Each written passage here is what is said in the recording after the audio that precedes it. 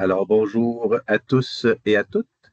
Bienvenue à cette séance d'information du projet Ligne bleue du métro de Montréal. Il s'agit d'une séance à l'intention des riverains à proximité des deux chantiers de la future station de métro pour le secteur Anjou et du bâtiment auxiliaire des Halles.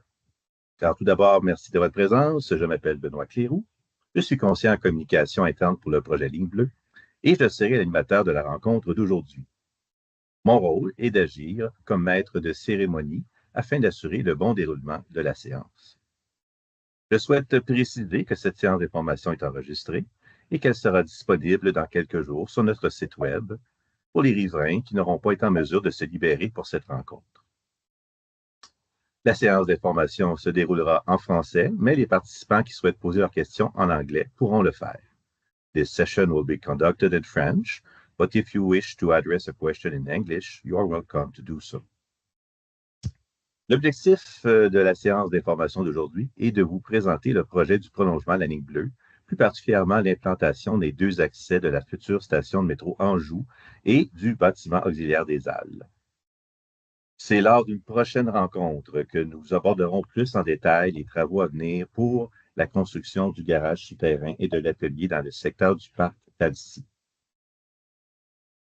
Lors de la séance de ce soir, nous aborderons entre autres l'état d'avancement du projet global, mais aussi les prochaines étapes du début des chantiers dans le secteur Anjou, ainsi que les activités en cours et à venir pour le projet. Voici comment se déroulera la séance d'information. Tout d'abord, 3 de mes collègues vous feront une présentation sur le projet. Cette présentation devrait durer approximativement 35 à 40 minutes. Par la suite, nous procéderons à une période de questions. Nous vous suggérons d'attendre la fin de la présentation pour commencer à poser vos questions, car il est fort probable que plusieurs d'entre elles seront couvertes pendant la présentation. Certaines personnes nous ont envoyé des questions dans le formulaire d'inscription. Nous les remercions. Les réponses à plusieurs de celles-ci seront abordées dans la présentation. Je poserai les autres questions aux présentateurs durant la période de questions. Vous pourrez poser vos questions par écrit en cliquant sur l'icône Q et R dans le haut de votre écran. Alors, ces questions me seront transmises et je les poserai moi-même à mes collègues. Étant donné le nombre élevé de personnes présentes à cette rencontre, il ne vous sera pas possible de poser vos questions à haute voix. Il est donc inutile de lever la main durant la présentation ou la période de questions. À la fin de la rencontre, nous vous inviterons à remplir un court sondage d'appréciation de notre séance de ce soir. Pour les participants qui souhaiteraient poser une question très spécifique ou personnelle, vous pourrez nous écrire à l'adresse courriel liaison@projetlignebleu.info. Donc, 3 représentants du projet Ligne bleue sont présents aujourd'hui pour vous présenter ces informations. Il s'agit de M.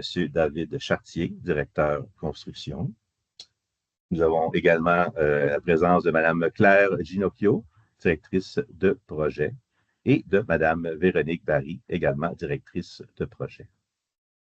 En résumé, vous pourrez envoyer vos questions par écrit en cliquant sur l'onglet indiquant Q&R au haut de l'écran. Elles seront traitées seulement lors de la période de questions. Il ne sera toutefois pas possible d'ouvrir votre micro pour prendre la parole. Je vous reviendrai avec plus d'explications avant le début de la période de questions. Et maintenant, je laisse la parole à David Chartier.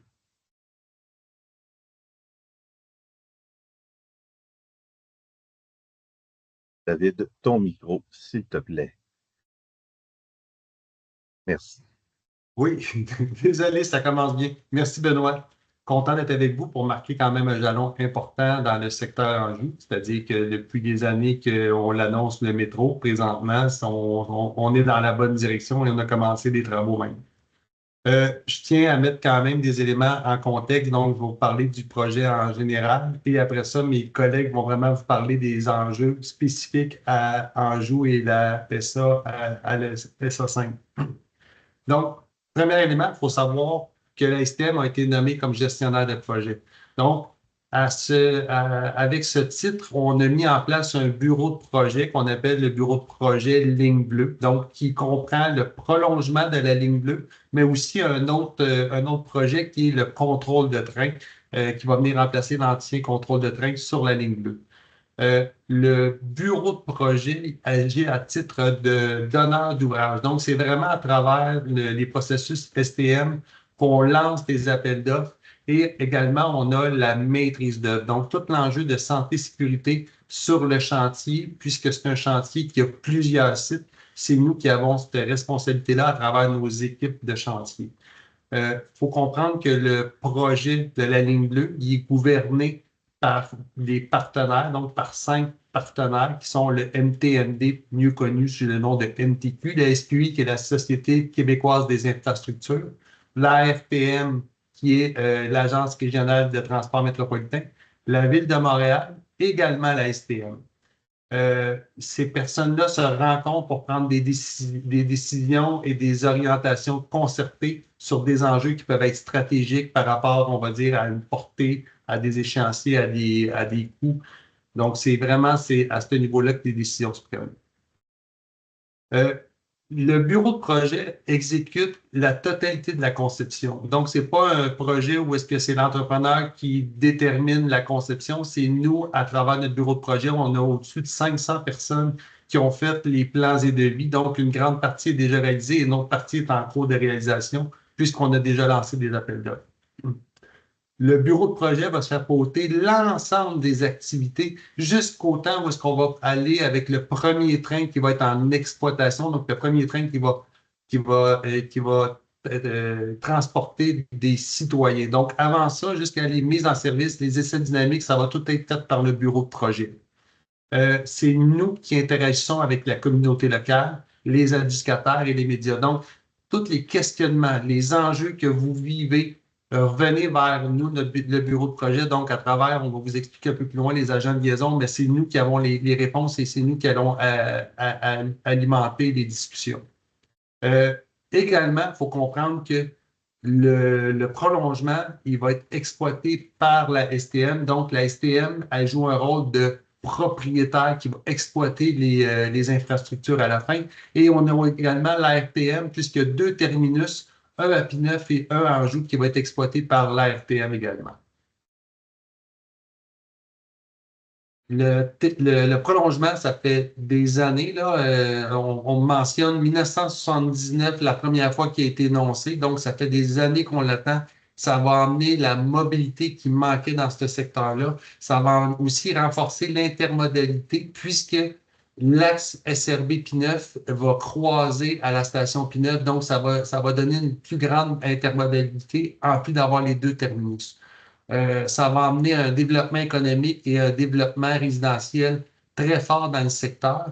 En plus de ça, nous, notre stratégie, c'est d'intégrer toutes les mesures de l'accessibilité universelle. Donc, des stations accessibles, donc autant pour les personnes à mobilité réduite que les personnes avec, on va dire, une déficience visuelle et tout autre enjeu. Également, toutes les installations au pourtour de nos stations sont aussi pensées dans la même philosophie. On a aussi un souci du développement durable, donc on va aller chercher une certification Envision qui est un peu comme une certification LEED pour le bâtiment, mais en gros, nous, ce qu'on veut faire, c'est vraiment essayer de réduire notre empreinte carbone avec ce projet-là. Le prolongement de la ligne bleue, ça va amener énormément de retombées puis de gains en temps. Juste une première donnée, le 8 minutes que ça va prendre pour voyager de la station Anjou à la station Saint-Michel. Présentement, en auto ou en transport en commun, on parle de 20 minutes à un temps presque interminable, puisque des fois, il y a des bouchons, il y a d'autres enjeux. Et une autre donnée quand même qui est intéressante, le matin, c'est 20 000 personnes qu'on va voyager. Puis ça, c'est juste nos pronostics qu'on avait, là. Avec tout ce qui va s'en venir, ça risque d'être même supérieur à ces chiffres-là. Le prolongement de la ligne bleue, il s'exécute en 5 stations que vous connaissez.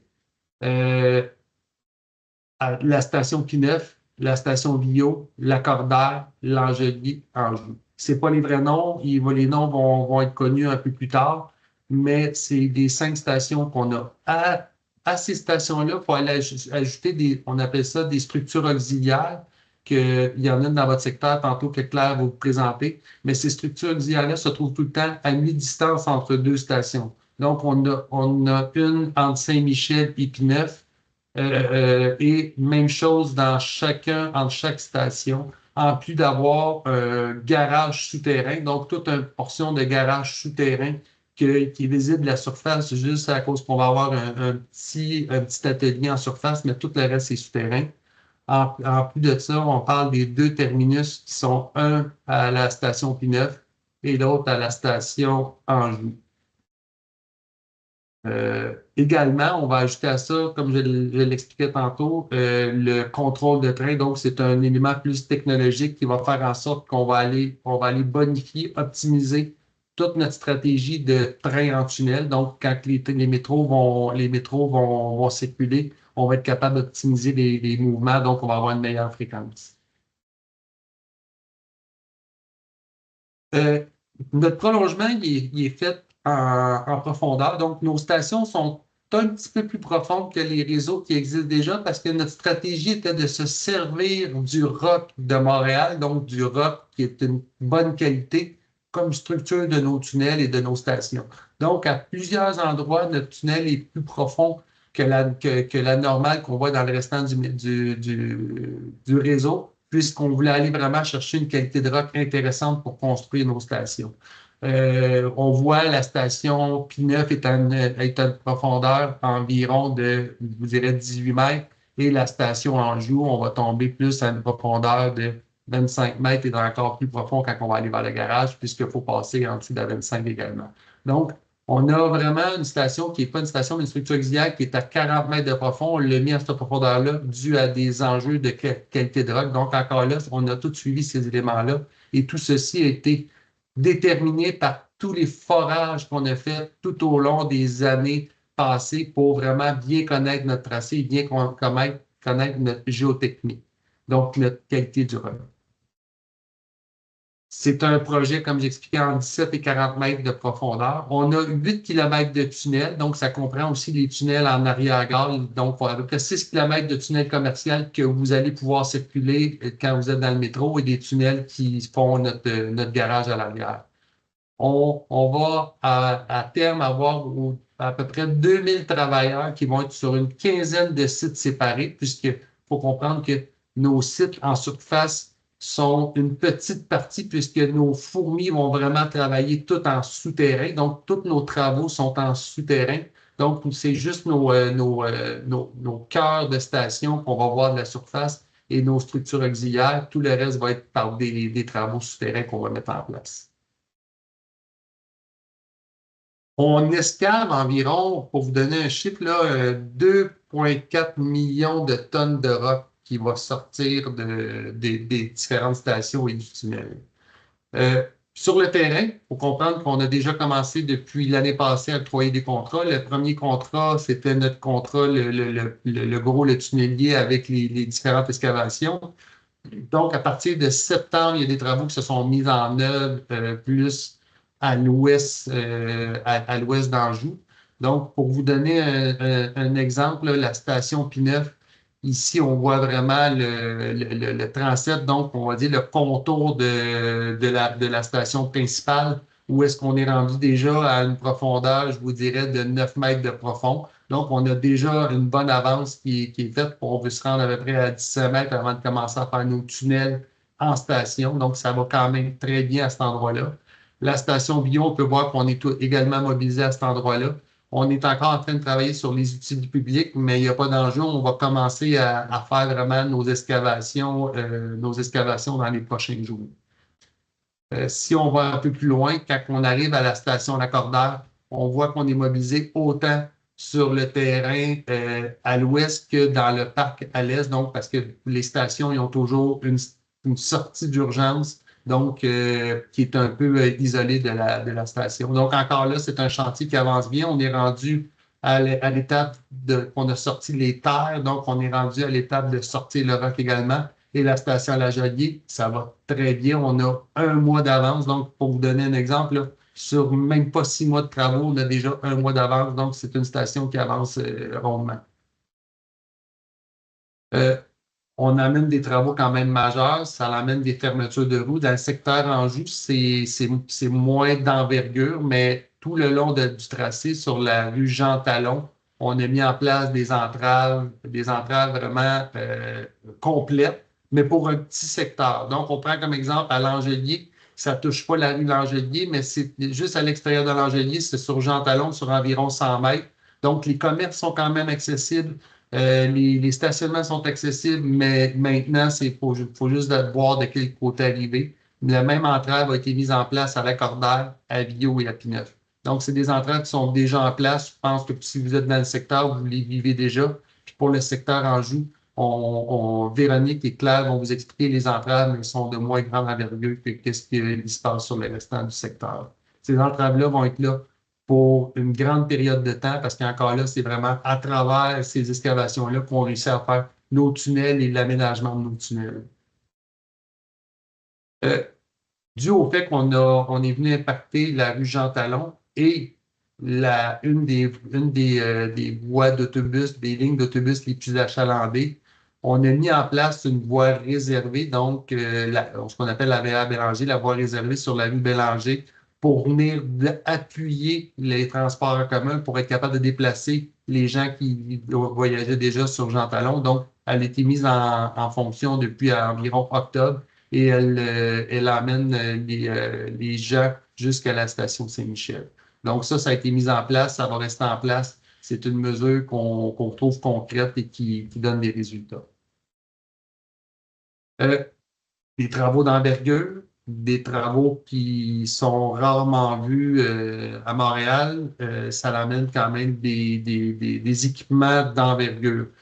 Sur l'image de gauche, vous voyez une naveuse. Une naveuse, c'est un équipement qui va servir, on va en avoir plusieurs sur les chantiers. C'est un équipement qui va servir lors des forages, des puits horizontaux. Donc là, on est en train de descendre nos excavations verticales, mais à partir du moment qu'on va arriver au fond, on va commencer à faire nos excavations horizontaux en station. Donc, c'est avec ces équipements-là qu'on va travailler. C'est des équipements qui sont la plupart électriques, donc les bruits, etc., sont réduits.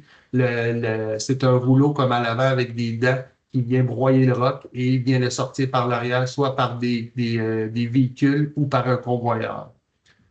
À notre droite, on voit le tunnelier. Donc, c'est un tunnelier qui va avoir vraiment une roue de coupe environ de 9,8 mètres. Donc, c'est quand même un tunnelier qui est majeur. Ces équipements-là devraient arriver en pièces détachées d'Europe au courant de l'été. Donc, c'est à la fin de l'été, donc à peu près, je dirais, octobre, novembre. Et il devrait être mis en fonction en avril prochain. Il faut comprendre aussi que le tunnelier sera à la station Anjou, où est-ce qu'il va sortir de cet endroit-là. Donc, le restant, donc tout le garage, tout le secteur ailleurs, il va être fait avec les équipements qu'on voit à notre gauche. Ça amène aussi d'autres techniques de travail qui sont le micro-dynamitage, qui amène aussi de l'excavation mécanique qu'on voit régulièrement. Mais tout ça dans un souci, et premièrement, il faut comprendre qu'ils sont quand même à des profondeurs quand même avantageuses pour réduire le bruit, réduire les vibrations, etc. Puis tantôt, on va pouvoir vous expliquer plus en détail ces éléments-là. Donc, en gros, je vais vous montrer juste une image d'un tunnelier pour que vous compreniez le principe. À l'avant, on a une roue de coupe qui vient broyer le roc et le roc est transporté par un convoyeur et le roc du tunnelier va exclusivement sortir à la station Pineuve. Donc, on va avoir à un certain moment plus de 5,5 km de convoyeurs pour emmener le roc jusqu'à la station Pineuve, parce que c'est à la station Pineuve qu'on a mis le système pour sortir. Les voussoirs, donc les pièces de béton préfabriquées qui vont venir créer l'anneau, vont également arriver de Pineuve et cheminer à travers les tunnels pour être livrés jusqu'à la tête du tunnelier et mis en place. Donc, le tunnelier va avancer avec une vitesse environ de 10 à 15 mètres par jour. Donc, on considère qu'il va finir à peu près 1 an et demi après son départ. Il va avoir fait l'ensemble des tunnels qu'on voulait réaliser avec le tunnelier. Je suis rendu à passer la parole à mes collègues. Donc, je passe la parole à Claire qui va vous parler plus précisément de la structure auxiliaire. Bonjour, donc mon nom c'est Claire Ginocchio, je suis directrice de projet pour l'ensemble des bâtiments auxiliaires du projet Ligne Bleue. Tout d'abord, je vais vous expliquer un petit peu à quoi ça sert un bâtiment auxiliaire. Donc, sa principale fonction, c'est de ventiler le métro, donc pour la ventilation d'urgence et pour la ventilation de confort. Euh, L'autre utilité, c'est une sortie de secours dans le cas où on aurait besoin d'évacuer un train entre deux stations. Euh, il sert également de poste de pompage pour l'ensemble des eaux d'infiltration qu'on a à la fois dans le tunnel du métro et dans le bâtiment lui-même. Et la spécificité au bâtiment auxiliaire des Halles, c'est qu'on a également un poste de redressement. Donc, c'est un poste électrique qui permet d'alimenter le métro. Donc là, ce qu'on voit ici, là, c'est l'ensemble du bâtiment auxiliaire. Euh, je dirais la partie visible de l'iceberg, là, c'est l'édicule ici. Donc, il y a une grille sur le toit pour la circulation d'air, la ventilation du métro. Ensuite, on a un puits. Le puits de ventilation et le puits pour l'escalier de secours. On a un tunnel pour les salles des machines, les salles mécaniques, électriques, et le tunnel de ventilation dans lequel on retrouve deux énormes ventilateurs industriels qui permettent justement d'assurer cette ventilation selon les normes en vigueur. On a également deux silencieux qui permettent d'atténuer le bruit de ces ventilateurs et donc de respecter la réglementation de la ville. En ce qui concerne la séquence des travaux, on va commencer dans un premier temps par faire l'excavation, donc l'excavation du puits et l'excavation des galeries. Par la suite, on aura une phase un petit peu plus, on va dire, tranquille en surface, puisque cette structure servira d'accès pour le bétonnage du radier du tunnel du métro, donc le sol du métro. Donc, en surface, il y aura peu d'activité. Il y aura des bétonnières qui vont passer pour acheminer le béton dans le tunnel. Mais donc, ça sera une période un petit peu plus calme. Par la suite, on reviendra pour construire l'ensemble du bâtiment, donc en sous-sol et en surface, et l'aménager, donc installer l'ensemble des équipements, les tester, donc faire l'ensemble des travaux de finition, les travaux architecturaux et les travaux de paysagement. Donc ici, on peut voir des exemples de bâtiments qui ont été construits ces dernières années sur le réseau initial. Donc, on doit remplacer nos infrastructures régulièrement. Donc ici, on voit ce qu'on appelle le PVM Saint-Grégoire. Donc ici, on a la partie poste de redressement. Et ici, la partie poste de ventilation. Donc, c'est assez similaire en termes de volume à ce qu'il y aura au bâtiment auxiliaire des Halles. On voit ici le poste de ventilation Bercy. Donc, on voit ici qu'il y a eu un souci architectural de s'intégrer dans le secteur, donc dans une rue résidentielle, et donc de s'harmoniser avec l'architecture existante. Donc ici, on voit la localisation du chantier. Donc entre l'avenue des Halles et le boulevard des Galeries d'Anjou, donc dans le stationnement un petit peu en arrière des Halles d'Anjou. La phase préparatoire sert essentiellement à créer une entrée charretière ici pour permettre l'accès des camions via l'avenue des Halles. Donc, dans les prochains jours, en fait, dès vendredi, on va couper l'arbre qui est ici et on va venir, dans le prochain mois, le mois d'avril, commencer à fermer le trottoir pendant quelques jours pour permettre de construire cette entrée-là. Et par la suite, donc, ce chantier se mobilisera. Vous verrez apparaître les clôtures notamment. Donc ici, on voit l'implantation du chantier et l'implantation de l'excavation dans le coin ici. les camions arriveront de l'avenue des Halles, traverseront le chantier et ressortiront par les galeries d'Anjou. Donc, on voulait s'assurer d'un déplacement sécuritaire des camions, éviter au maximum les manœuvres en chantier.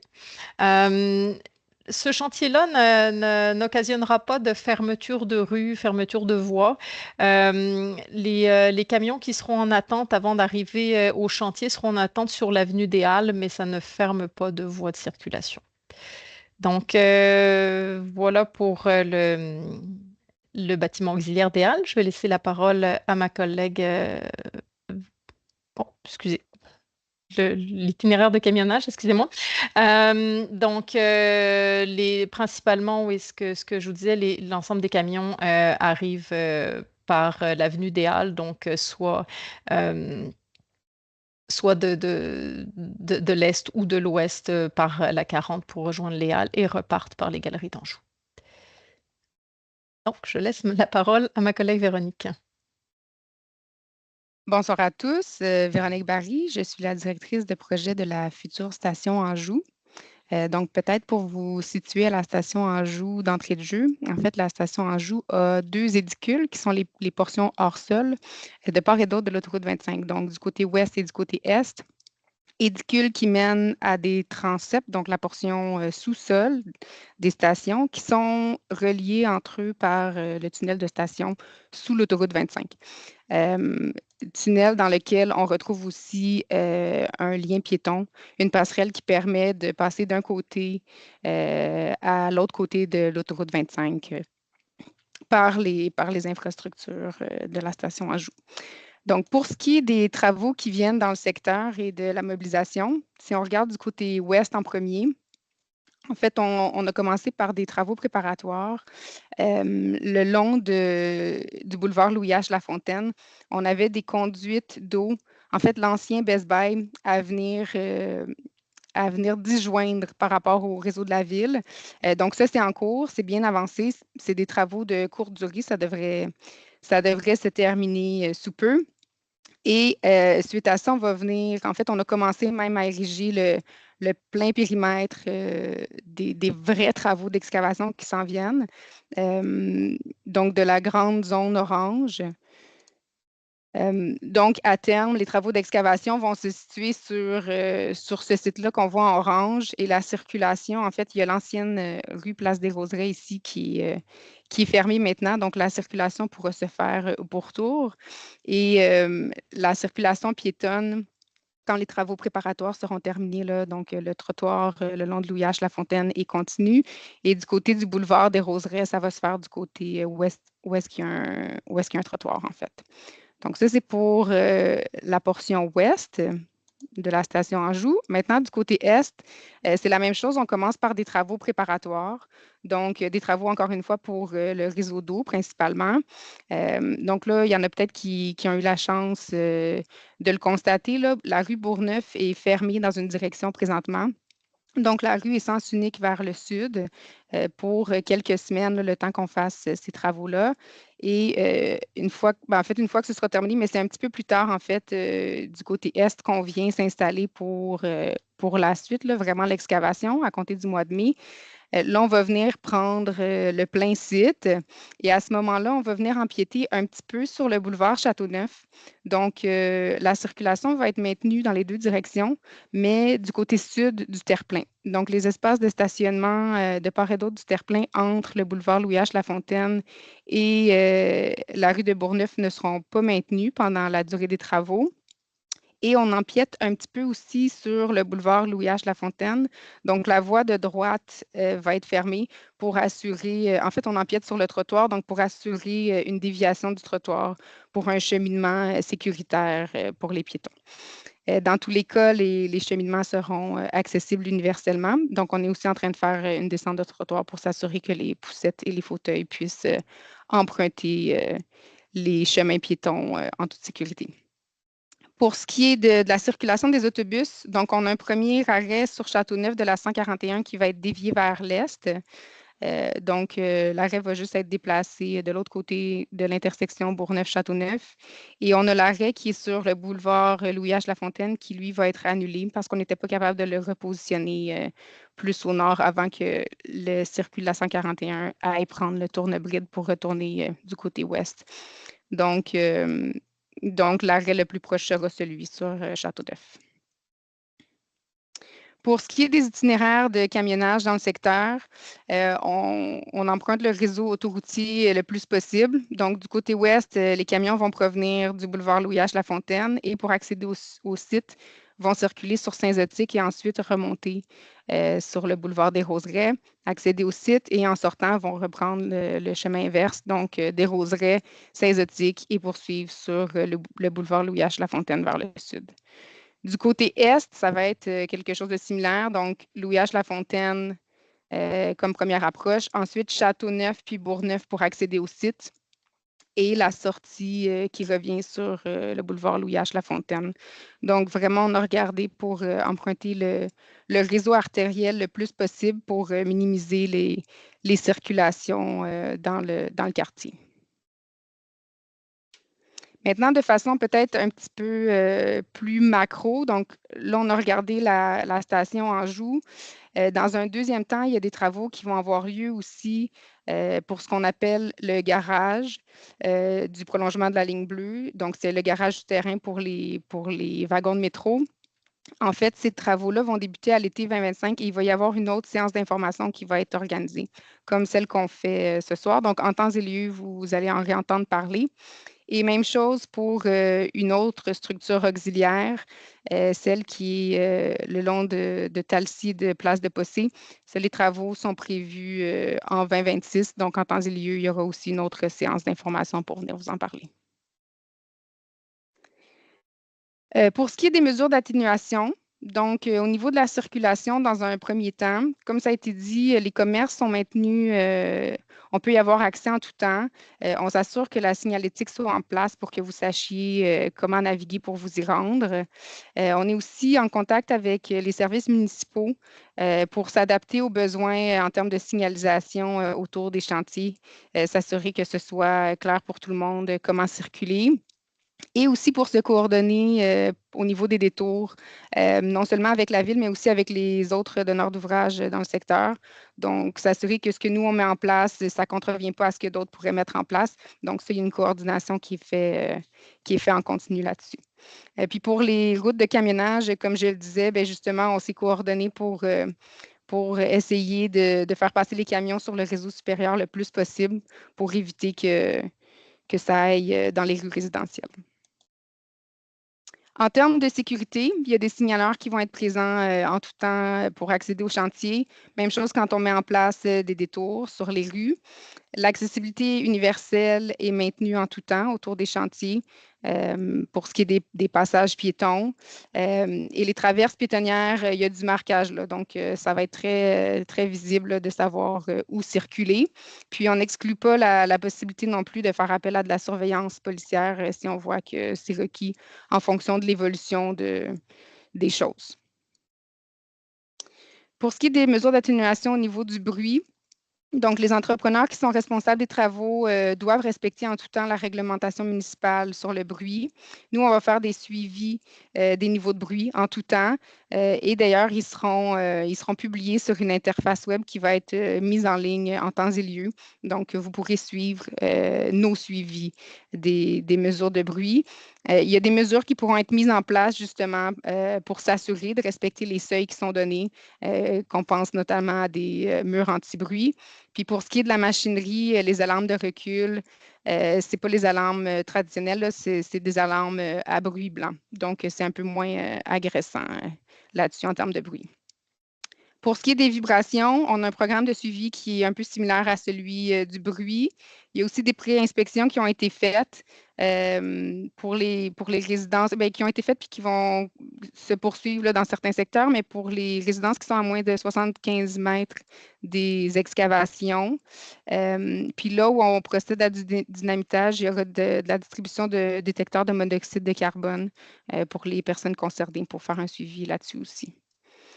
Au niveau des poussières, il y a également plusieurs mesures qu'on met en place pour minimiser les poussières, donc que ce soit des toiles anti-poussière ou de l'arrosage ou encore du nettoyage aux abords des chantiers. Maintenant, pour la suite, peut-être pour vous situer un petit peu où est-ce qu'on en est puis ce qui va se dérouler dans les prochains temps. Donc, présentement, on commence avec les travaux d'excavation. Donc, la première ligne en bleu ici. Dans un deuxième temps, ce qui va suivre, une fois qu'on aura creusé les trous pour les stations ou pour les structures auxiliaires, ce sera de procéder à la construction des stations et des structures auxiliaires. Et en parallèle et un petit peu décalé, il y a aussi tout ce qui se passe en tunnel pour le passage des trains, donc que ce soit au niveau des travaux en énergie ou des travaux de pose de voie. Même chose pour le système de contrôle de train. Et en dernier lieu, il y aura la mise en service et les passages de train avant que ça puisse être ouvert au public. Pour la suite auprès de la population, il va y avoir des dévoilements dans les prochains temps. Donc, entre autres, les noms des stations et le nom du tunnelier. Donc, ça, la population sera informée en temps et lieu.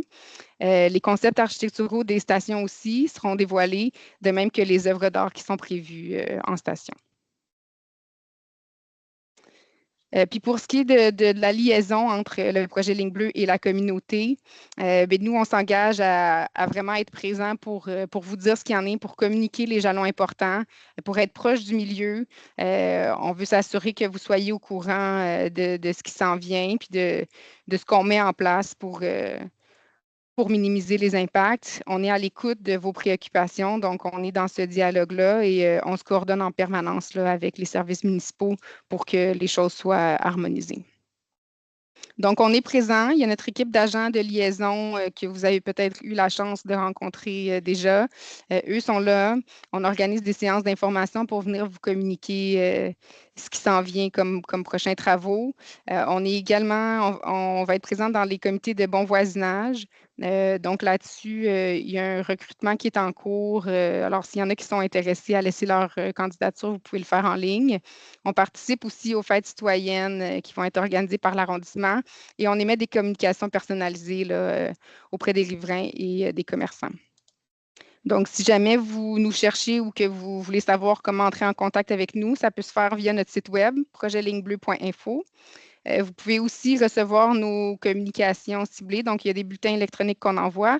Vous pourrez vous inscrire via notre site web pour les recevoir. Vous pouvez aussi nous appeler 514-PLB-INFO ou être en contact avec nos agents de liaison. Donc, ça fait le tour pour notre présentation. Alors, on pourra prendre les questions. Benoît pourra reprendre la main. Oui, merci beaucoup, Véronique, ainsi qu'à Claire et à David pour cette présentation fort instructive. Et oui, nous entamons maintenant la période de questions. Nous vous rappelons que vous pouvez poser votre question si vous êtes sur un ordinateur en cliquant sur l'icône de bulle qui est inscrit là en haut de votre écran, l'icône Q et R. Si vous êtes sur votre cellulaire, eh bien, c'est en cliquant sur les 3 petits points en bas à droite et ensuite sur Q et A que vous pourrez poser votre question. Alors, nous allons tenter de répondre à toutes les questions. Cependant, si pour quelque raison que ce soit, vous avez eu des problèmes techniques ou que vos questions n'auraient pas été traitées, eh bien, vous pourrez toujours nous écrire à l'adresse courriel liaison@projetlignebleu.info au cours des prochains jours. Alors, nous y sommes. C'est la période de questions. On va transférer là, dans un document ces questions-là et je vais les lire au fur et à mesure et ensuite donner le droit de réponse à mes collègues. Alors, une première question d'ordre général, et David, tu pourras sûrement y répondre. Quand sera prêt le métro à Anjou? En fin de compte, le métro Anjou va être prêt en même temps que toutes les autres stations parce qu'on a prévu ouvrir tout le segment des 5 stations en même temps. Donc, encore là, c'est 2031 qui est notre date. Avant cette date-là, on a quand même des essais dynamiques, des marches à blanc, etc. à faire. Mais présentement, c'est 2031 qui est notre date. Très bien. On a vu là, aussi brièvement l'échéancier des travaux, donc les étapes des travaux. Véronique nous a présenté ça. Autre question, et bon, peut-être que c'est pas dans ce qu'on a discuté aujourd'hui, mais est-ce que le parc Talcy sera touché, vu les travaux à côté du parc pour le terminus du métro? Alors, David. Oui. En fin de compte, je montre l'image. Oui, le parc Talcy va être touché. Le contrat du garage est présentement en appel d'offres. Donc, à partir du moment qu'on va connaître l'entrepreneur qui va le réaliser, il va nous soumettre ses méthodes de travail, ses stratégies, son échéancier. Puis de là, on va être capable de vous revenir. Puis ça va vraiment faire office d'une présentation du même genre, sûrement en juin pour tout l'enjeu du garage. Mais le parc Talcy va déjà être occupé durant l'été 2025 selon nos pronostics, puis si tout va bien. Question d'ordre général, bon, enfin, on nous donne un point spécifique, là, mais je pense que ça peut être assez général comme question. Donc, on nous dit que effectivement, il y a une circulation de camions qui est interdite sur le boulevard des Roseraies, entre le Beaubien et Saint-Zotique.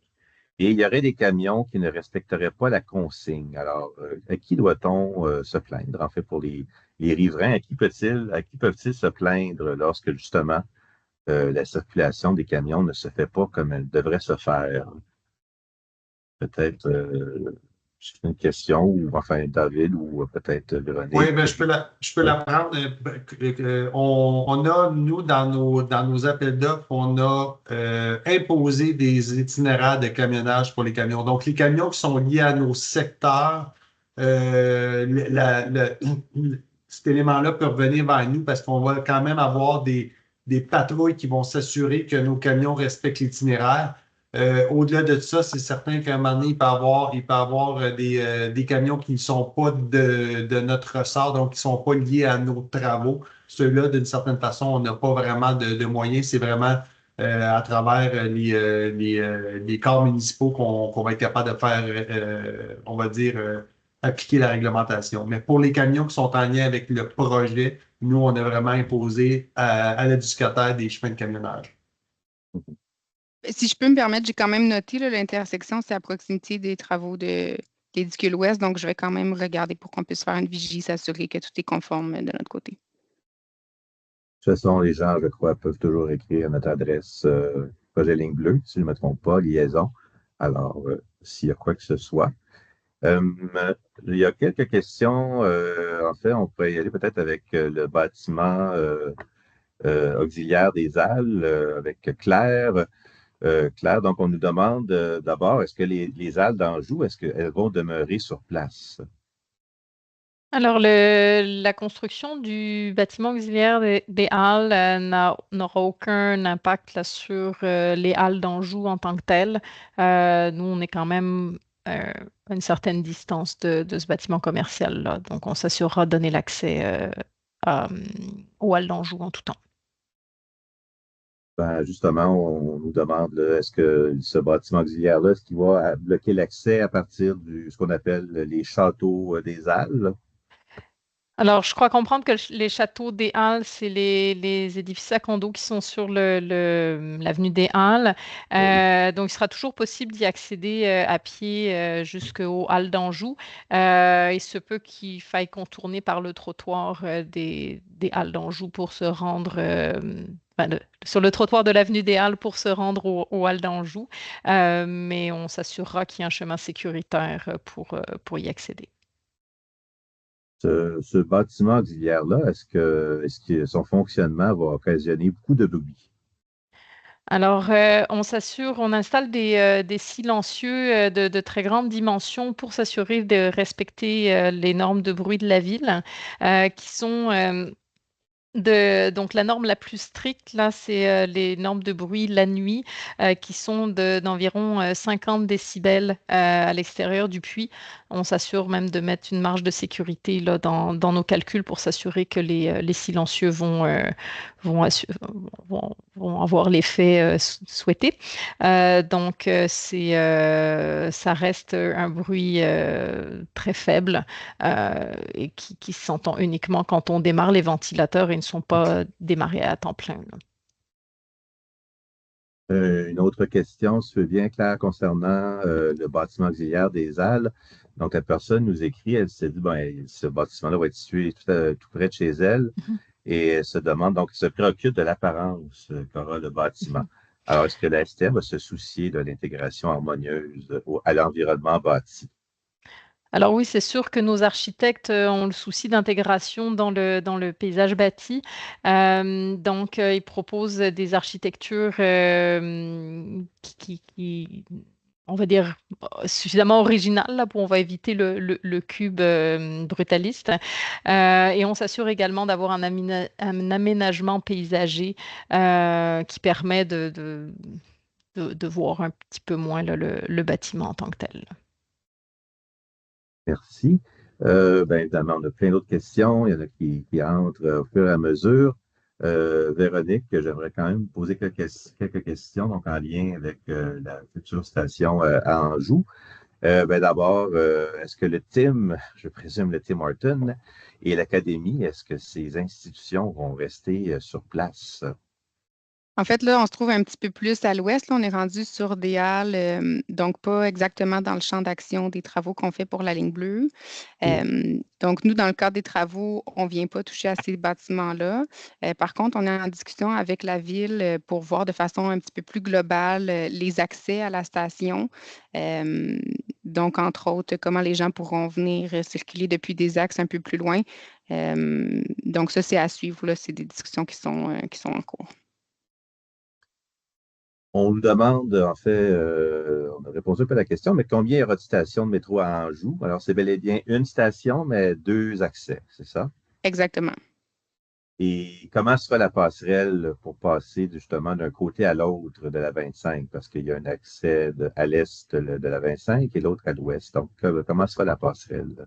Donc, l'accès est en souterrain. Alors, on peut entrer d'un côté, on descend jusqu'à l'étage qu'on appelle la mezzanine. C'est là où on peut acheter les titres de transport. Donc, soit acheter un titre, passer la ligne de perception, puis descendre au niveau des quais pour prendre le métro, ou ne pas passer la ligne et aller descendre directement au lien piéton qui permet de traverser de l'autre côté. Donc, ça ne demande pas un passage de métro là, pour emprunter le lien d'un côté ou de l'autre. Très bien. On nous demande aussi, à côté de la caserne de pompiers, est-ce que ce sera une entrée de métro ou bien ce sera un stationnement pour les autobus de la STM? Peut-être Une ni l'un entrée ni l'autre. Oui. Oui, non, non, c'est une entrée de métro. Donc, quand Ah, on ben parle du oui. site Est, c'est vraiment la portion édicule qui permet d'accéder jusqu'au quai de métro.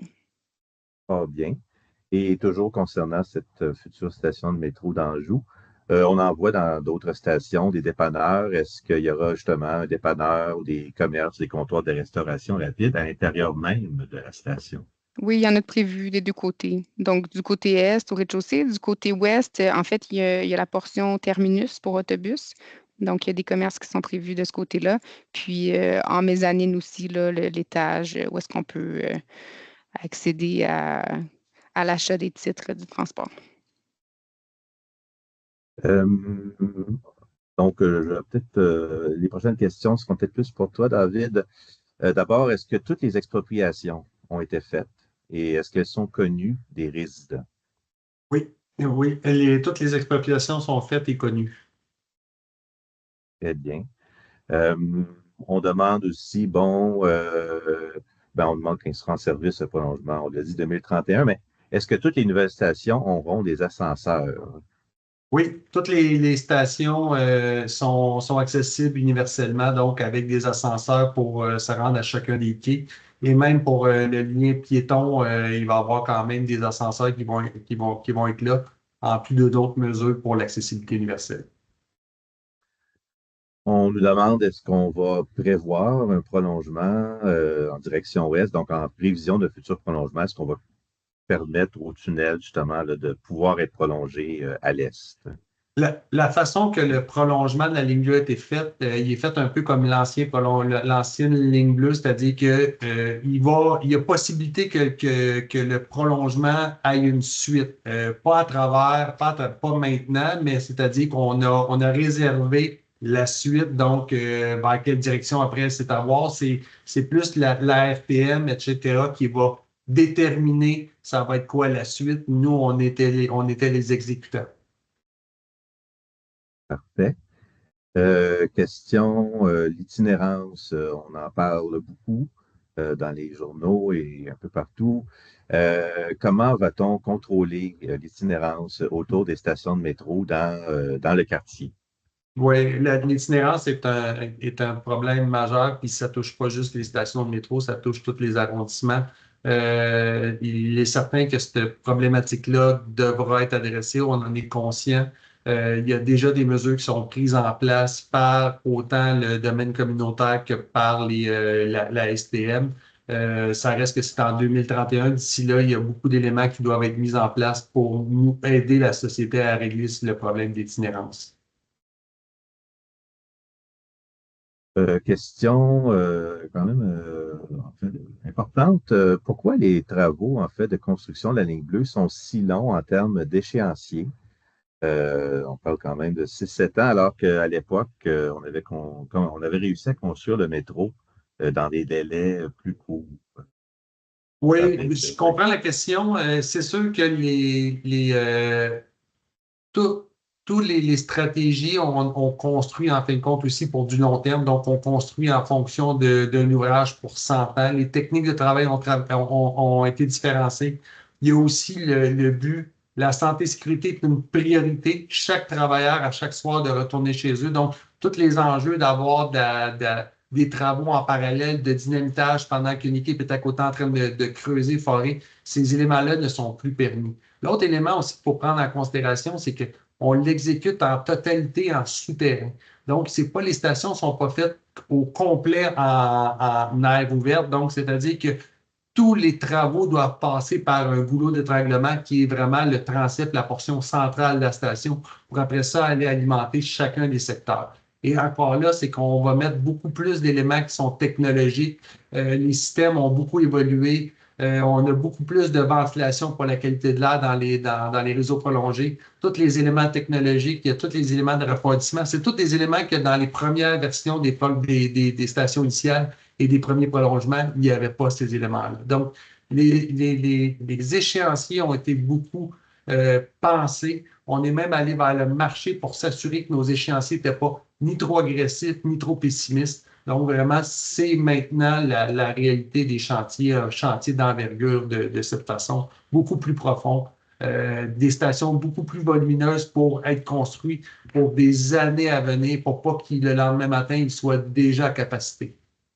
Mhm. Excellent. Une autre question pour toi, David. Est-ce que les nouvelles stations seront longues? Donc, on parle, j'imagine, de 152 mètres, 500 pieds. Donc, est-ce qu'elles vont être longues comme les stations précédentes avec, à la rigueur, une barrière pour les raccourcir?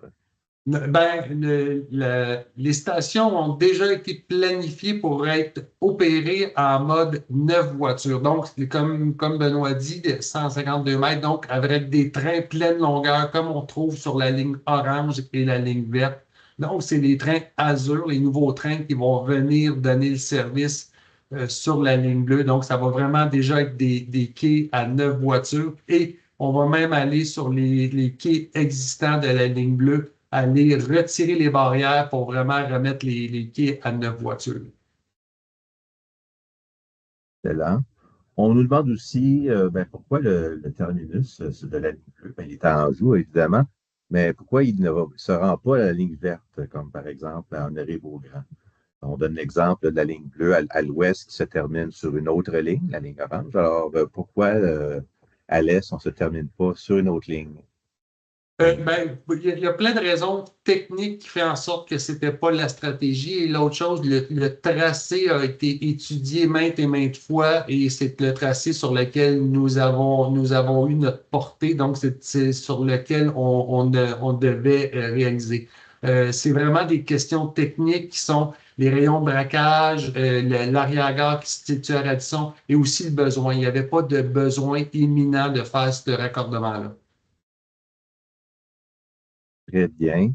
Écoutez, il y a d'autres questions dans le même style, mais on va peut-être varier un petit peu, parler un peu là, de stationnement autour des stations, quitte à revenir à d'autres sujets qu'on a abordés. Mais concernant donc le stationnement, est-ce qu'il va y avoir du stationnement incitatif réservé aux Montréalais? Et là, j'imagine qu'on parle lorsque le métro sera en fonction. Alors, David, est-ce qu'il y aura du stationnement incitatif? Non, initialement, dans la mouture initiale, il y en avait un de prévu, mais après ça, dans la mouture finale, il n'y a plus de stationnement incitatif et c'est pas prévu aux alentours d'avoir du stationnement incitatif. Et toujours pour le stationnement, mais maintenant, enfin, durant les travaux, on se demande comment va fonctionner le stationnement pour les résidents. Il semblerait qu'il y a déjà eu des vignettes dans le secteur, mais que ça n'avait pas fonctionné. Qu'il faudrait étendre les possibilités par secteur et non par rue. Alors, je ne sais pas donc qu'est-ce qui est prévu pour le stationnement autour de ces deux chantiers-là.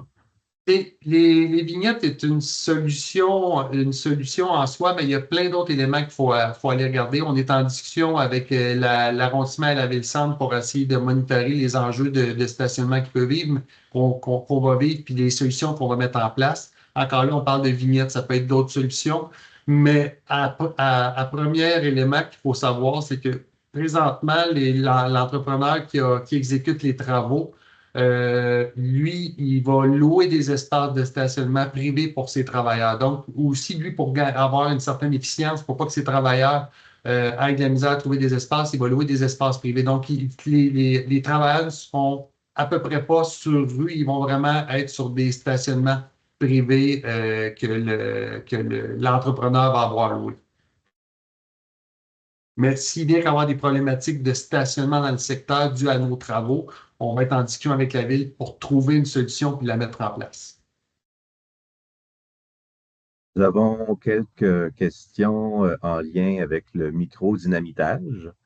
D'abord, est-ce que les gens autour des travaux, donc les riverains, est-ce qu'ils vont être avertis pour les moments de micro-dynamitage ou bien ça pourrait survenir à tout moment de la journée?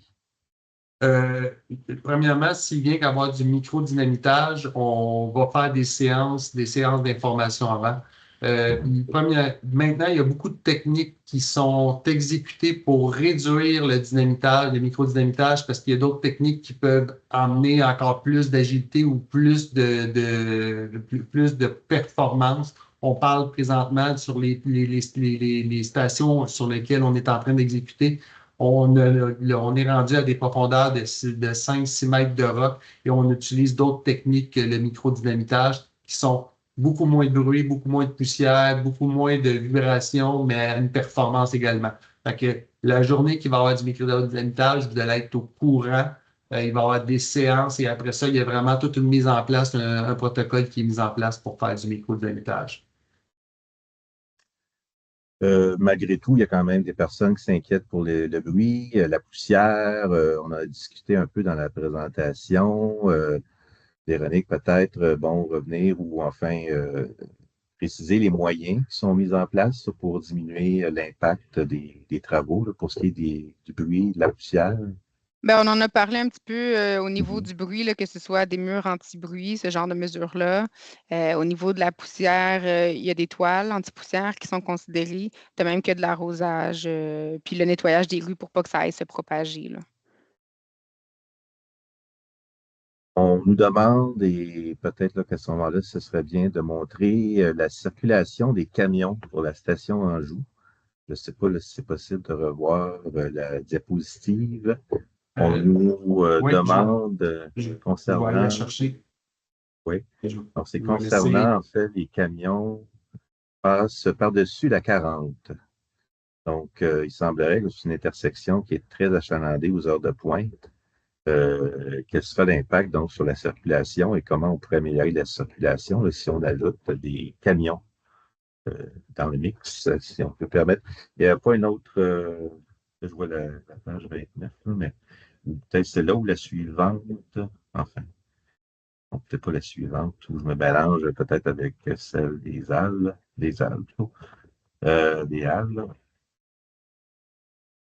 Donc, la question, c'était la 40. Je pense que c'était plus pour le bâtiment auxiliaire.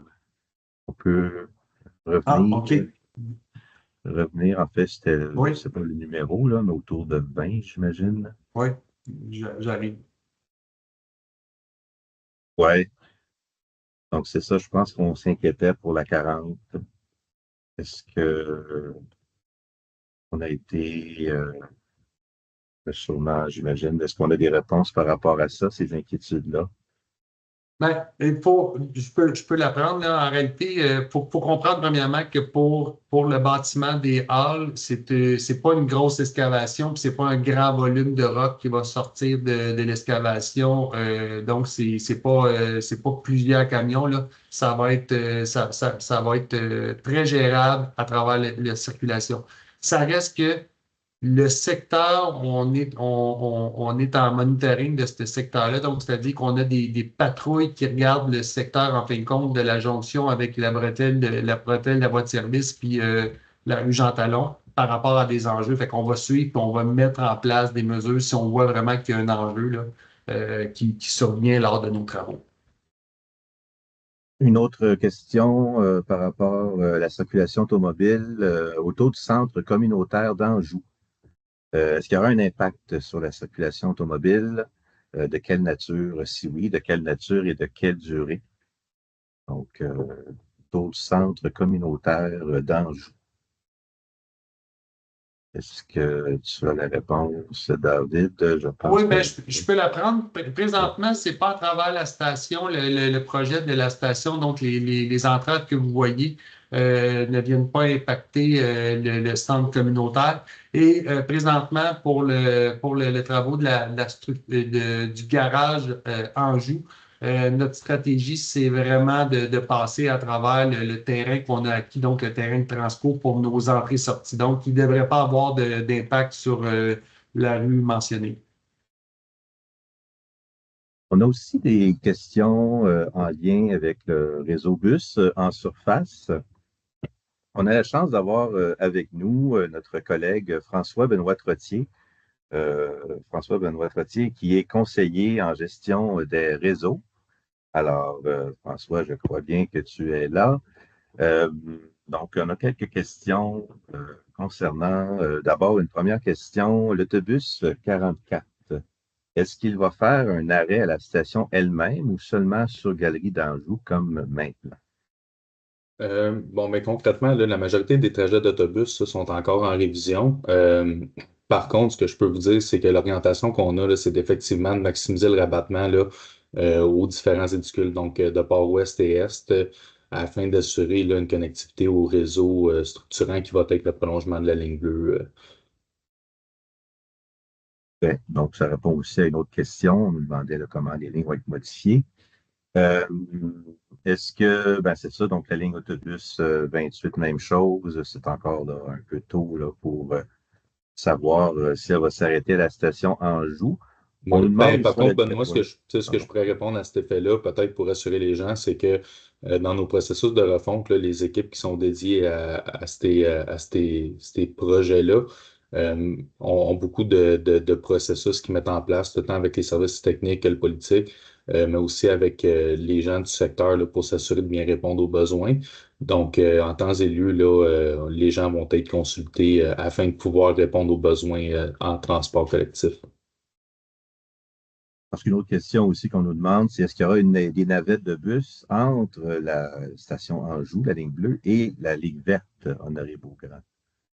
Bien, principalement, une fois la mise en service là, du prolongement de la ligne bleue, là, on va certainement avoir un lien fort qui va être mis en place là, par le réseau d'autobus, tant au niveau de la ligne bleue que pour abattre vers la ligne verte. Puis ça, c'est le cas là, sur l'ensemble là, des axes là, qu'on va toucher. Donc, à partir de P9, Vio, Lacordaire, L'Angelier, puis Galerie d'Anjou. Donc, effectivement, là, les connexions vont être quand même assez fréquentes là, pour assurer un déplacement efficace. Maintenant, on ne parle pas de navette dédiée, mais vraiment, ce qui est axé présentement, là, c'est vraiment de focusser sur le réseau qu'on a à développer. On nous demande aussi où sera le garage des autobus. Je pense que c'est une erreur, là, parce que le garage des autobus, il y en a un déjà à Anjou, là, mais je pense qu'on nous demande précisément où sera le terminus des autobus.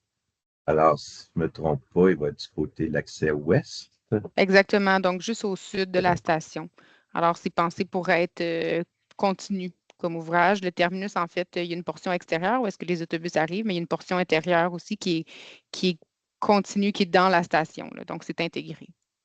Donc, on n'aura pas besoin de sortir à l'extérieur là, pour aller à ce terminus d'autobus-là, si je comprends bien. Bien, on peut passer de l'un à l'autre de la station au terminus pour l'aire d'attente, puis des services centraux, mais après ça, les lignes d'autobus vont être à l'extérieur. Oui, parce qu'on nous demande aussi, en fait, la question garage des autobus, parce qu'il y aura aussi un garage pour le métro. Ça, c'est vrai. Donc, il n'existe pas et qui va être construit, mais ça, on en a parlé un petit peu tout à l'heure. Euh, David, peut-être revenir là, brièvement sur ce garage de métro, où il sera situé à peu près. Oui, je vais retrouver l'image pour montrer. On n'a pas l'image du garage en tant que tel, mais on va pouvoir le situer sur l'image. Euh, le garage en tant que tel, il va se situer sous le parc Talcy. Le parc Talcy, c'est là qu'il va y avoir une excavation quand même majeure qu'on appelle le faisceau. C'est l'endroit où est-ce que les voies ferrées se rencontrent. Donc, c'est à partir de ce moment-là que chaque voie rentre dans un tunnel différent pour, on va dire, qu'on appelle le garage. Et la portion qui va être visible en surface, ça va être vraiment au milieu du terrain de Transco. Il va y avoir un petit bâtiment avec un petit stationnement à côté pour les travailleurs qui vont travailler à main de l'atelier. Mais c'est le seul bâtiment qui va être visible de la surface. Si le parc Talcy va être refait en entier quand on va finir nos travaux et ce sera plus visible dans le parc Talcy. Les autres structures sont vraiment, comme on a montré tantôt, un peu plus loin sur la rue Talcy. Et sinon, ça va être de l'autre côté de l'autoroute 40 qui va avoir un autre bâtiment, petit bâtiment aussi très mineur. Excellent. Donc, on a beaucoup de questions qui continuent d'entrer. On vous remercie. On va essayer d'y répondre le plus possible. Évidemment, des fois, ça recoupe un peu des sujets. Donc, on dit qu'il y a déjà beaucoup d'achalandage sur la ligne bleue, dans les voitures, beaucoup de monde. On nous demande si on va augmenter le nombre de voitures. Bien, on l'a dit, la réponse est oui. On va passer à 9 voitures en tout temps, donc sur la ligne bleue, avec des trains Azur. Est-ce que les travaux souterrains, donc, parce que bon, le métro va quand même passer, le tunnelier, sous les quartiers résidentiels, que ça pourrait causer des dommages aux quartiers résidentiels? Non, c'est une des raisons pourquoi on est allé on a montré qu'on descend beaucoup plus profond pour s'assurer d'être dans du roc. Donc, en étant dans du roc, on crée une caverne qui ne viendra pas créer de tassement ou qui ne viendra pas baisser la nappe phréatique. Donc, on est vraiment dans des profondeurs où est-ce qu'on n'a pas d'impact pour les résidences au-dessus du métro. Puis, on passe quand même à des niveaux profonds, là. On parle environ dans le secteur donc d'Anjou. On va être à 30 mètres, donc 10 mètres de tunnel. Donc, on va avoir 20 mètres au-dessus de nos têtes dans le tunnel qui va être encore en roc. Et encore là, nous, on vient créer une structure qui va être aussi solide que le roc qui est en place. Donc, en réalité, on vient remplacer une portion du roc par une structure en béton armé.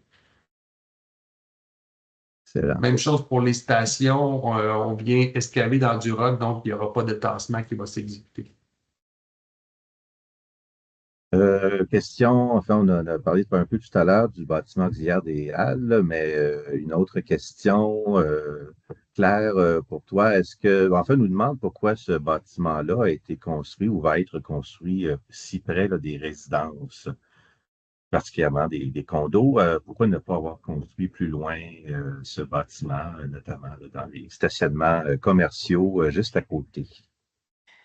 Alors oui, en effet, on a plusieurs raisons là, de construire un certain emplacement. Tout d'abord, on doit s'assurer d'être le plus possible à mi-chemin entre deux stations. On a aussi une distance à respecter pour les issues de secours entre chacune des stations.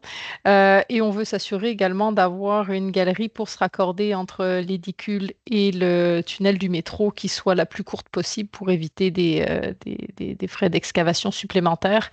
On va choisir aussi généralement quand on exproprie des terrains d'aller plus sur un côté ou un coin de terrain, là, pas exproprier en plein milieu du terrain là, pour permettre aux propriétaires actuels de pouvoir redévelopper s'ils le souhaitent ou en tout cas d'utiliser son terrain sans qu'on soit en plein milieu, ce qui nous permet aussi les accès plus facilement à nos terrains.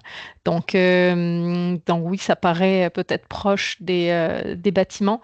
Vous l'aurez vu sur les photos qu'on a présentées tout à l'heure. On construit des bâtiments parfois mitoyens aux bâtiments existants. Donc, avec généralement pas d'impact sur les bâtiments existants. Donc, ouais, voilà, on peut le voir là, le bâtiment Bercy, là, donc qui est mitoyen ou un édifice, un duplex ou un triplex à côté.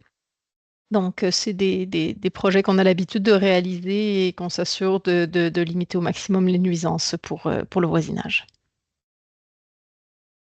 Et on a beaucoup de questions pour la station Anjou. C'est ça, station Anjou. D'abord, on nous demande les heures de chantier. Est-ce qu'on a une idée là, des heures du chantier? Est-ce que c'est 7 jours sur 7? Est-ce que c'est 24 heures sur 24? Je ne sais pas. Donc, En fait, question. ça dépend des activités qui sont prévues. Donc, pour Oui. l'instant, avec les travaux en surface, on est sur un horaire de jour la semaine. Quand on va avancer puis qu'on sera rendu, par exemple, les travaux en tunnel sous l'autoroute 25, là, on est en tréfonds. C'est pas exclu qu'on travaille même la fin de semaine.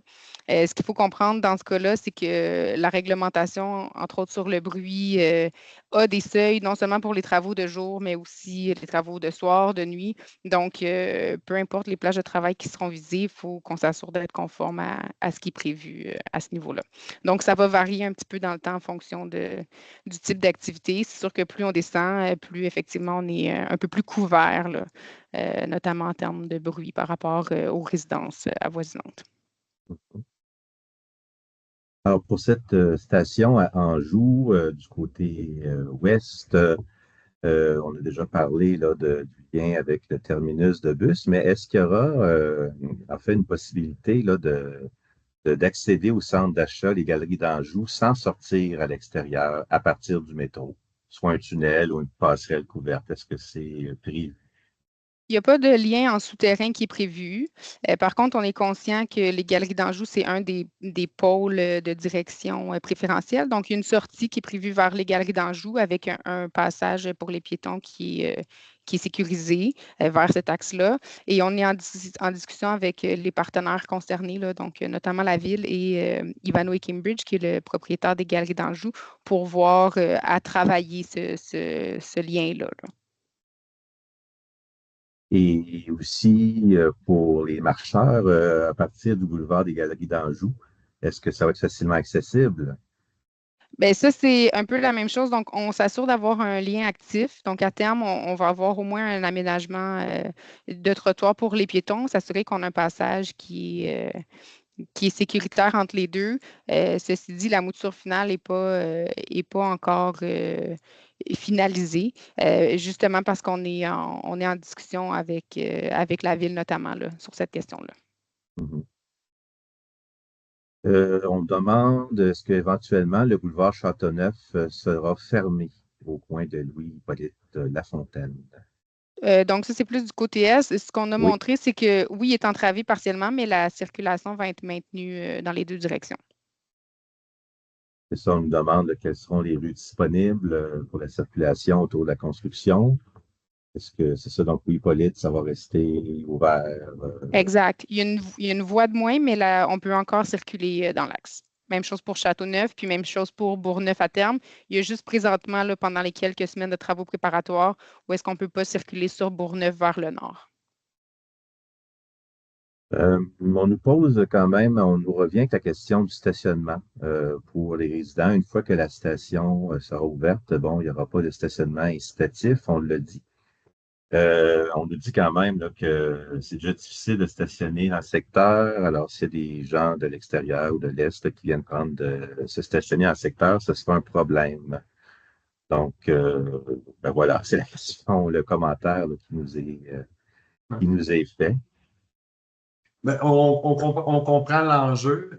C'est des éléments qu'on va travailler avec les arrondissements, puisque à terme, quand les chantiers vont être terminés, ça va être vraiment l'exploitation du métro. Mais notre but, c'est déjà de prévoir, déjà d'être en discussion avec les arrondissements et la ville-centre pour aider à des solutions.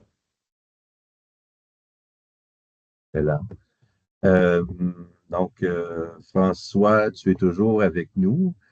Il y avait une question concernant la rue Jean-Talon. Évidemment, ce n'est peut-être pas là, tout à fait dans le secteur là, étudié aujourd'hui, mais concernant la rue Jean-Talon, on en a parlé, la 141 là, qui est détournée pendant la durée des travaux. Comment on suggère aux gens de se rendre là, sur la rue Jean-Talon pendant les travaux du métro? Donc, essentiellement, là, Jean Talon est ceinturé là, de part et d'autre là, d'axes qui sont parallèles là, avec des lignes qui sont fréquentes. Donc, ce qu'on préconise, là, c'est que les gens puissent effectuer des correspondances pour ensuite se déplacer à pied sur Jean Talon. Donc, c'est la stratégie là, qui est en place présentement.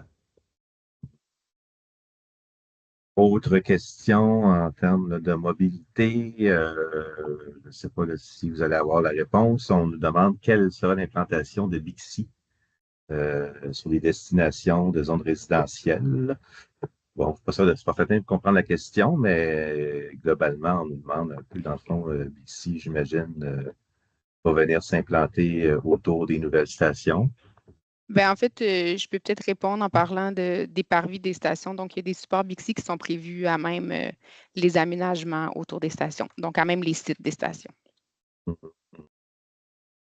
On nous demande peut-être, bon, je sais encore une fois, le parc de Talcy, ce n'est pas le sujet d'aujourd'hui, mais quand même, on nous demande combien de temps vont durer les travaux de dynamitage et où auront lieu exactement les travaux d'excavation. Je crois qu'on avait vu le plan tout à l'heure. David, peut-être qu'on peut Oui, revenir oui, je vais revenir. là-dessus. Encore, je répète, travaux de dynamitage, on ne peut pas déjà déterminer que ça va être des travaux de dynamitage parce qu'il y a d'autres méthodes de travail qui sont tout aussi bien efficaces, qui sont déjà employées sur d'autres sites. Donc, il faut attendre d'avoir octroyé le contrat, d'avoir reçu les méthodes, l'échéancier pour arriver en vous donnant, on va dire qu'à tel endroit, il va y avoir dynamitage, tel endroit, il va y avoir, on va dire, de l'éclateur de roc, qui est une technique qui est vraiment très, très sécuritaire, puis qu'on voit beaucoup maintenant. Donc, c'est vraiment plus en juin qu'on va avoir ce type d'informations-là. Et tantôt, je n'avais pas la date, là, mais le 3 avril, il va y avoir une séance d'information sur le microdynamitage qui va avoir lieu à l'arrondissement Saint-Léonard ou à la salle d'Avincy. Mais je vous dis, on va vous revenir avec ces informations-là pour vous montrer sur le plan. C'est vraiment dans le haut du parc Talcy où est-ce qu'on va faire la zone d'excavation profonde pour, on va dire, le faisceau, donc l'endroit où est-ce que les bois se rejoignent. Et l'autre excavation va être vraiment le bâtiment qui sort de terre, donc c'est en plein milieu du terrain de Transco qui va avoir la deuxième excavation. C'est certain que ce que vous voyez ici, c'est comme notre emprise de chantier, donc où est-ce qu'on va aller construire, mettre nos murs, nos enceintes de chantier pour laisser à l'intérieur vraiment les travaux s'exécuter. Donc, ces enceintes-là, il va y avoir, on va dire, des murs acoustiques, ces éléments-là. C'est les deux seules excavations qui vont avoir lieu, mais tout le site va être occupé par nos besoins, nos travaux, etc. Merci. Revenons au bâtiment auxiliaire des Halles avec Claire. Question, bon, on nous dit qu'il y a un projet de développement de tours d'habitation sur le site des Halles d'Anjou. En fait, c'est un projet qui a été examiné là, par le CPM, l'Office de consultation publique de Montréal. On nous demande d'abord est-ce que ce projet-là est compatible avec notre bâtiment auxiliaire. Oui, alors tout à fait. Nous, c'est sûr qu'on ne maîtrise pas l'avancement et les échéanciers des différents projets immobiliers qu'il peut y avoir autour. Toutefois, on va s'arrimer avec eux et on s'assure en amont là, que nos projets sont compatibles. On va se coordonner entre nous là, en temps et lieu là, quand les uns et les autres commenceront pour s'assurer là, de la circulation adéquate des camions notamment. Et pourrais-tu, Claire, nous répéter, en fait, ou revoir avec nous l'échéancier, donc la construction de ce bâtiment auxiliaire? Oui, alors la Oui. mobilisation va avoir lieu très prochainement. Donc, on parle là de fin avril, on va commencer à avoir un petit peu d'activité. Donc, au mois de mai, on va commencer à avoir des clôtures et des roulottes de chantier. Les excavations vont réellement commencer au mois de juin et jusqu'à la fin de l'année 2026. Donc, ça, c'est la première phase. Ensuite, en 2027, ça sera la phase un petit peu plus calme que je mentionnais tout à l'heure, donc où il y aura essentiellement des travaux en souterrain.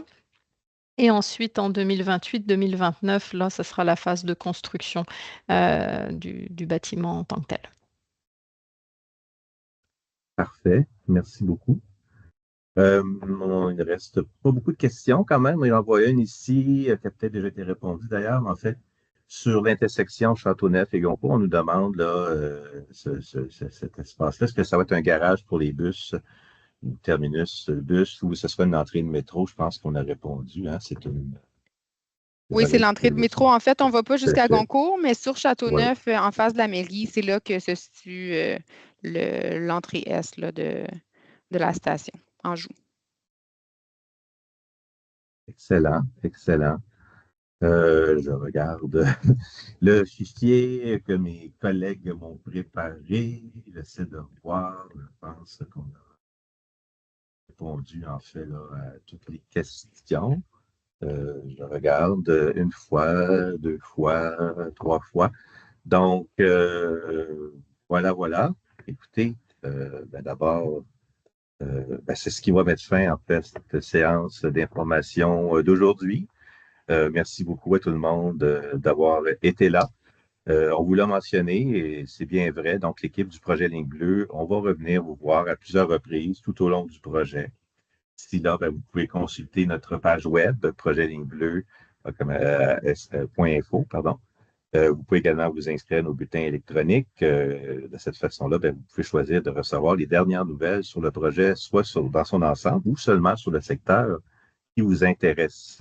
Alors, avec ces bulletins électroniques, c'est le meilleur moyen de demeurer informé de l'avancement du projet, les travaux prévus et aussi des tribunes d'information à venir comme celle que nous avons vécues ensemble. Voilà, encore une fois, si les questions que vous vouliez poser, on n'a pas répondu, vous n'avez pas été capable de la poser, n'hésitez pas à nous l'envoyer.